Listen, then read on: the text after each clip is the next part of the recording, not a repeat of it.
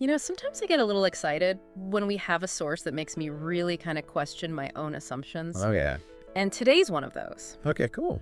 We're diving into 8 things Christians shouldn't own. A biblical perspective Okay. from our daily bread.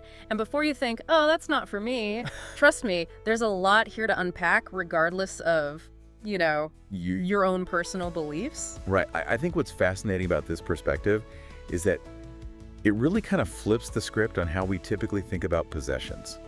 Yeah. It's not about being anti-stuff, Right. but it's about intentionally aligning what we own with our faith and values. I love that intentional alignment. Yeah. Okay, so let's jump into this list. The first one is anything that promotes sin. I have to admit, that's pretty broad. How do we even define that? Yeah, it is. But I think that's intentional. It pushes us to define what sin means within our own belief system. Okay. The source uses examples like inappropriate media or objects connected to practices that clash with Christian beliefs. Right. But it's really about anything that might lead us away from our spiritual goals. So for someone who's not, steeped in Christian theology, Yeah. how would you explain that? Like, what's the underlying principle at play here for anyone? Yeah, I think the underlying principle is that not everything is beneficial for us, even if it's permissible. Okay. And that comes from 1 Corinthians 10.23, where Paul is talking about, just because we can do something Right. doesn't mean we should. Okay. So it's less about a strict set of rules Yeah. and more about recognizing how certain things might contradict our values and potentially hinder our growth, whether that's spiritual growth or personal growth or even professional growth. I'm already starting to see how this goes beyond just a religious perspective. Yeah, absolutely. Okay, the next one is idols in any form, which feels very Old Testament to me. It is rooted in that historical context, absolutely. Yeah. In the Old Testament, idolatry was about worshiping physical objects. Yeah. But this point takes that concept and applies it to our modern lives. So the source gives examples like, fancy cars, Okay. the latest gadgets, even our careers. I'm grappling with this idea of idols. I mean, I love my phone, but I wouldn't say I worship it. So how do you determine when something becomes more than just a healthy interest or appreciation? Yeah, that's a great question. Uh, I think it comes down to honestly asking yourself, where is my focus? okay. What am I prioritizing above all else? The source uses the commandment from Exodus 20.3. Yeah. You shall have no other gods before me. Right. Now, we might not be bowing down to a statue, Right. but are we giving too much power to something else in our lives? Is there something that consumes our thoughts, dictates our actions, or even defines our sense of worth? That's a really thought-provoking way to look at it. Okay, next up we have debt without a plan. Does this mean Christians shouldn't have credit cards? Not necessarily. It's not a blanket condemnation of debt itself, Okay. but rather a call for financial responsibility as a reflection of our spiritual values. Okay, now you're really speaking my language. Okay, Explain that connection for me. so think of it this way. The source cites Proverbs 22.7. The borrower is slave to the lender. Now, this isn't just about avoiding financial bondage. Right. It's about recognizing that unmanaged debt can lead to a sense of anxiety and worry, which can distract us from our deeper purpose. It can hinder our ability to be generous and to live out our faith in practical ways. So it's about being mindful of how our financial decisions reflect our deeper values and priorities. Precisely. And this ties into the concept of stewardship, which is a key theme throughout this whole list. Before we move on, can you explain stewardship for folks who might not be familiar with that term? Absolutely. Stewardship in this context is the idea that we don't actually own anything. We're simply managers or stewards Okay. of the resources God has given us. That includes our time, our talents, and yes, our possessions. So it's not about deprivation, but about responsible and intentional use of what we have. Exactly. It's about aligning our possessions with our purpose. That makes so much sense. Okay, the next one on the list is material excess. And I'll be honest, this one makes me a little uncomfortable. I can understand why. It challenges our ideas of comfort in what we need versus what we simply want. Yeah. The source draws on Matthew 6.19-21, where Jesus talks about storing up treasures in heaven, not on earth. It's a call to shift our focus from accumulating material wealth to investing in things that have eternal significance. I'm already thinking about my closet, which is, should we say, abundant? But I also appreciate beautiful things. So how do you find that balance between enjoying what you have and avoiding excess? That's a question we all wrestle with, and I think there's a simple answer. But this perspective encourages us to ask ourselves some tough questions. Like, at what point does having more become a hindrance to our spiritual growth? Are our possessions serving us, or are we serving them? It's definitely a lot to think about.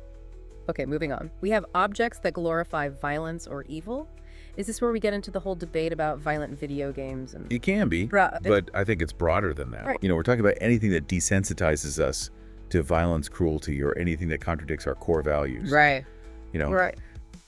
the source uses Philippians 4.8 as a guidepost here. Okay. Focusing on things that are true, noble, right? Pure, lovely, admirable, excellent, or praiseworthy. That's quite the list. I like it. But I get it. It's about being mindful of what we're consuming and how it might be shaping our worldview. Exactly.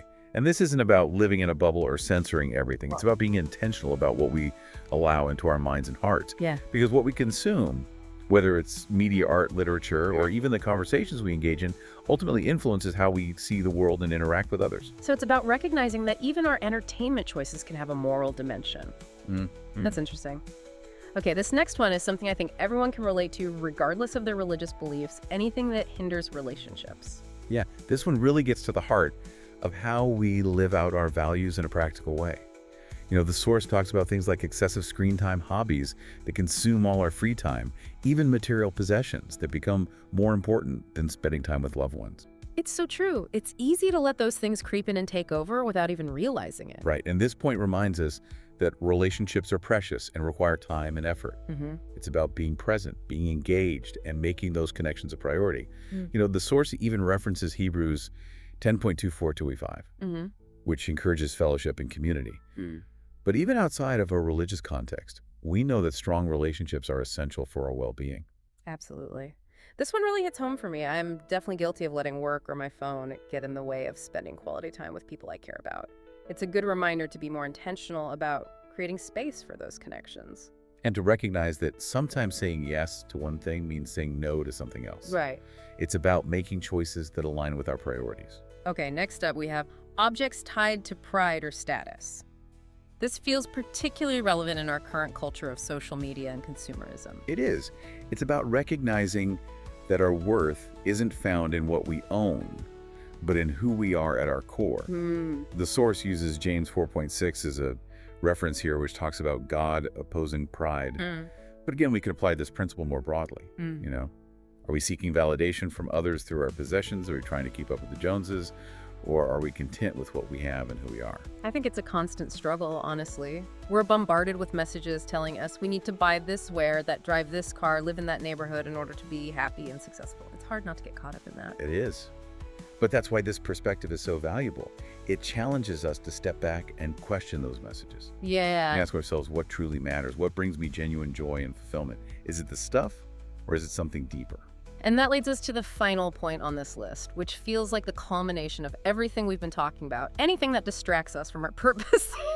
This one really gets to the heart of it, doesn't it? Yeah. It's a reminder that we have a limited time on this earth and that we should be using that time wisely. Okay, but how do we even define our purpose? That feels pretty abstract. It is, Yeah. and I don't think there's one right answer for everyone. But the source encourages us to think about our unique gifts, talents, and passions. What are we good at? What do we enjoy doing? What brings us a sense of meaning and fulfillment?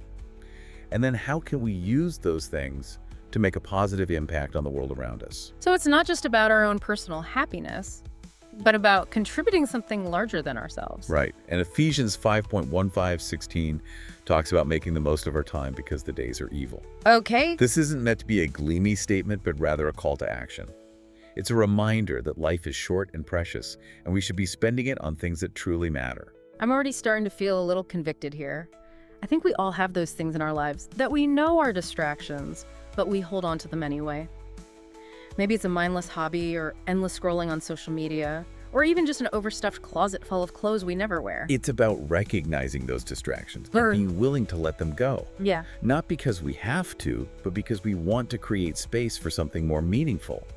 It's about aligning our actions with our values and our purpose. This list has really gotten me thinking. It's amazing how something that seems so simple on the surface, a list of things Christians shouldn't own, can spark such a profound reflection on our values and priorities. It is the beauty of this perspective. It's not just about the objects themselves, Right. but about what they represent and how they influence our hearts and minds.